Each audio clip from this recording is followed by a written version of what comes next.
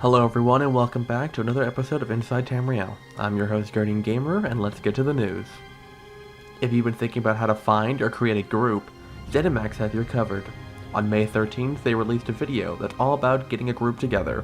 This video comes from their ESO channel, ESO Help, designed to help new players get to know some of the basics about Elder Scrolls Online. It's a nice video for new and old players to show the ins and outs of making or finding a group. That's the only news from ZeniMax right now, so let's see what's happening in the community.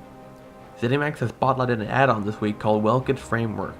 This add-on comes with a bunch of tools to help developers create add-ons for ESO, and has features for players to configure the user interface, like enhanced player HUDs, key bindable chat functions, and more. You can find this add-on, or more add-ons like it, at ESOUI.com, and can find more add-ons for different stuff on ESO, for Curse, and NexusMod.com. For those of you who are budding alchemists, there's a free app called ESO Alchemist. This app allows you to take a look at different herbs and see what effects they have, and when combined to make a potion, what the effect will be. The layout is designed to be similar to how you craft potions in the game, and is very user-friendly. This should be a very nice tool for people who want to mess around and see what you can make. You can get this app for free from the Apple or Google Store. For those of you who are interested in the lore of Elder Scrolls, there is a new video by Shoddycast that concerns one of the most violent of the Daedric princes. The Daedric prince of deceit, treachery, insurrection, and rebellion against lawful authority, Boethiah. From Atropos on Tamriel Foundry comes an interview on Craglorn with Rich Lambert, ZeniMax's lead content designer for ESO, and the upcoming content update, Craglorn. This interview gives great background info on the 12-man raids called Trials, and some of the challenges players can expect to encounter within them. Talking about the future of ESO, TESO Elite has an interview with Greg Roth, zone lead, about some of the things in Craglorn, and what we might expect from ESO in the coming months. They also have a guide concerning everything you might need to know about what coming to mounts, from what type of stats they have to their cost. For those of you who are interested in events in the community, you might want to check these out. On Friday, May 16th, the 11th Legion on the North American Mega Server will be hosting Haven Open Market Day. All merchants and crafters of the Aldmeri Dominion are invited to come together and trade their wares. This event starts at 10 p.m. American Central Standard Time, and contact info will be below. On Saturday, May 17th at 6 p.m. Central Standard Time, Ebonheart players on the North American server are invited to come to the Ebony's Flask Tavern for some role-playing and to hang out. For more content from the community, be sure to check out Tamriel Chronicles in the link below for some of the latest stuff from the community. With all that out of the way, let's head to PvP in the Wabbajack campaign for Citadel starting Friday, May 9th, 2014. As of Friday afternoon, the Ebonheart Pact surged into Citadel and captured most of the forts in the region. They also claimed emperorship for Nicole and captured all the Elder Scrolls.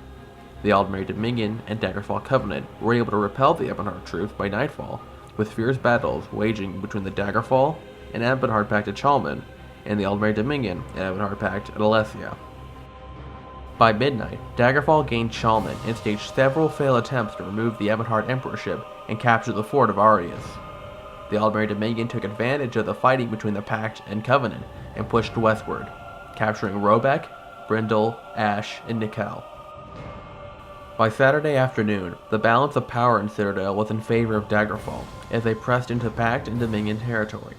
They only had one of their Elder Scrolls, the Scroll of Alma Ruma, too hard to get inside of Arius. Daggerfall troops tried to get Emperorship, grabbing a number of keeps and recovering their lost Elder Scroll, but in the process overextended themselves and left their supply lines unprotected. The Dominion and Pact striked back, the Dominion grabbing keeps of Blue Road, Alessia, Robeck, Nickel, and Ash.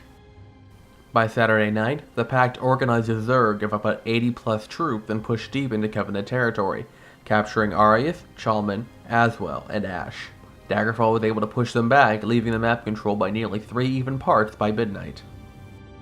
Sunday saw Daggerfall capture one of the Ebonheart's Elder Scrolls and stage a costly fight as Ebonheart troops tried to get it back by doing a Zerg rush, from all the way from Chalman all the way to Rails before they were stopped.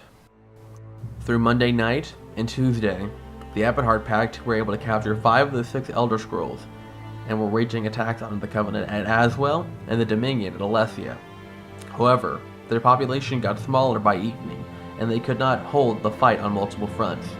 This allowed Daggerfall troops to push all the way to Chalman and sneak around and recover their Elder Scroll of Almaruma from King's Crest. As of Wednesday afternoon, the Daggerfall Covenant and Ebonheart Pact hold an equal number of keeps in the region, along with both their Elder Scrolls. The Aldmeri Dominion, on the other hand, only hold 3 keeps, and are struggling to fend off raids from Ebonheart troops.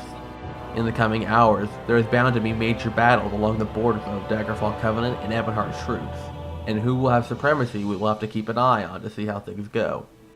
Alright everyone, and that's it for our show. Thanks so much for watching, and be sure to stay tuned for more stuff from ZeniMax, the community, and PvP.